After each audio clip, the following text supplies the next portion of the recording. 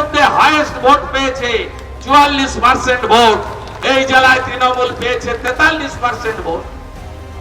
আমরা 7টা এমএলএ জিতেছি, আর এটা পালিয়েছে তো সামলার বুদ্ধিতে। এটাকে হাফ লাখ ভোটে হারাবো, এটাকে হাফ লাখ ভোটে আমি হারাবো।